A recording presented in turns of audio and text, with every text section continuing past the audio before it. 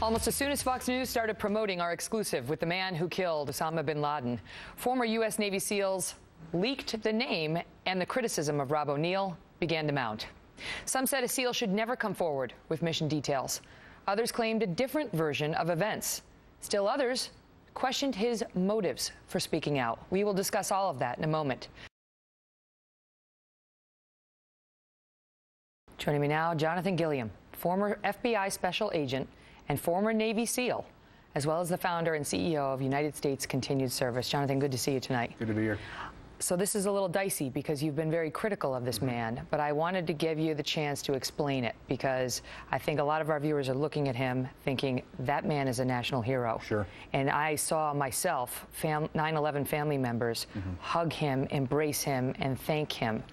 And you went on a program last week and said he needs to be prosecuted and dishonorably discharged. Right. Why? Well, I think he and Bissonnette, let's both. The other Navy SEAL who spoke out about the mission and was also part of the team that killed bin Laden. Well, I mean, let's start with the facts of what you just put out. I mean, these are two guys that have careers that I would cut my life short just to go back and have those careers. The careers they earned. Careers they earned. I mean, there's no doubt about that. They earned these careers. You cannot disparage what they did and the operational capacity that they had and the things that they achieved. You cannot condemn that at all. And in fact, I don't even really want to condemn them. That's never been my purpose in this. The purpose in this is that there should not even be this problem. This is a leadership problem. There's a problem that starts at the top and works its way down. Head of the Navy SEALs? All the way to the top. When you have a vice president, okay, first let's start with the president, commander-in-chief. He's never even been in the military. We elect somebody who's never been in the military before, and we don't put them through any training so that they know how the military works. Then you have a vice president who goes out. What did the president do wrong? Well, he has a vice president that gives out classified information. He's the one that released all this. Specifically with respect to this mission, which wound up in, a movie, a book and a movie. By the Secretary of Defense that allowed somebody, the screenwriter for this movie, to come in and sit in a classified top secret briefing with no clearance whatsoever. All right, so once that happens, and you've got Bissonnette, who was the first Navy SEAL to speak out about it, write a book about it, go on 60 Minutes about it. That's correct. And then why shouldn't O'Neill, who said he feels like these families need closure, his experience with the 9/11 family members is in part what led him to do this. Why shouldn't he also reveal his piece in it when there's been a movie made, there's been a book made? He's not writing a book right now.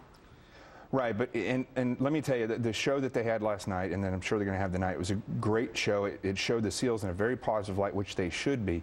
But even last night, there are certain tactics, techniques, and procedures that are given out that just should not be revealed. Those things are classified. It doesn't matter if somebody else put those things out. They're still classified. And O'Neill, if that is really the case, that he's wanting to go out and help these people get over this stuff by releasing this information, that's not his job. His job is to protect the information. He needed to get it cleared first with officials if he wanted to do it. That's correct. His job is not just to be an operator. His job, especially at his rank, is to be in control of the information that he's given. Why? Let me ask you this. Why wouldn't the Navy SEALs be more embracing of him to say, we don't agree with what he did, but the man is a hero, and we stand next to him as brothers, instead of taking such shots at him like I've seen in some areas online? Well, there's a lot of animosity there because the fact is that a team achieved that, and there's hundreds of people that were involved in that. And he talks about the team. He doesn't make it all about himself, but he talks about his own personal experience. Right. But that team doesn't want that stuff getting out. That team doesn't. He's a part of a team. When you subscribe to being a part of a team, you subscribe to the honor that they cherish and that they hold close to, and the ethos that the Admiral talked about. One more question, because I got to go. Sure. You spoke also very publicly about how you said you wouldn't be anywhere close to him in his public speaking, and that he put a target on his back. Right. You stoking the fires there? I mean, you think you endangered him further? You made people view him as a pariah. I'm not trying to stoke the fire and make him look like a pariah. My job when I come into the media is to tell the truth. I don't get paid by the media. I've never been paid to be on any news program. My job is to come on here and inform people with the expertise that I have, the training expertise. He has a target, and his father that we just saw there, I mean, that guy now has a target on him as well. Well, but here's the thing. I just want to leave with this.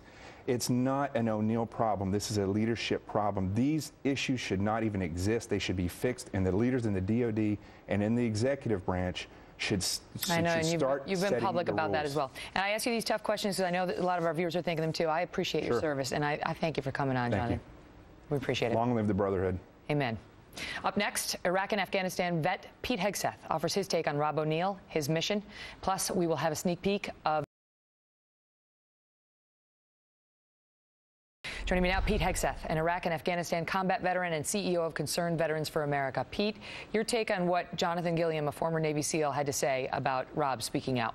You know, I got nothing to take away from Jonathan and the ethos of the SEALs and why they do what they do and why they keep it quiet. But I don't put this on O'Neill. I really don't. I put this on a White House that ran like giddy school children to the New York Times to give away every single detail they could about the mission to make themselves look good. A vice president who did just that across the board, ringing the bell about the nature of this mission. The last person to tell his story was Rob O'Neill, was the SEAL who pulled the trigger. I can understand why they step back and say the American people deserve to know why we did what we did without divulging details. He didn't divulge details in this. Others may have. He did not. But this is not on him. It's on a culture in the White House and the Pentagon that's devolved a lot of this behind the scenes. What do you make of the fellow Navy SEALs and they talk about how no individual is supposed to take credit, that they sort of had this band of brotherhood that stays quiet about their missions.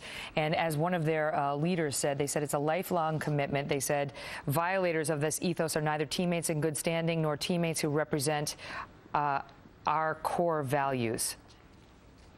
I'm very sympathetic to that. I'm not a SEAL, haven't been, but understand that culture. Classified information, classified. And we long for the days when we knew there were secret men doing secret things on our behalf that we didn't know about, and they maintain that secrecy. I want that. Everyone wants that. But tell that to the president who used I, me, or my 13 times when he announced the killing of bin Laden. Tell that to the vice president who immediately squealed that it was the Navy SEALs. Tell that to 13 unnamed sources in the intelligence community and the Pentagon that ran to the New York Times and talked about intimate details of the raid within hours of the raid. This is not on the Navy SEALs. This is not on the Navy SEAL culture as it pertains to Rob O'Neill.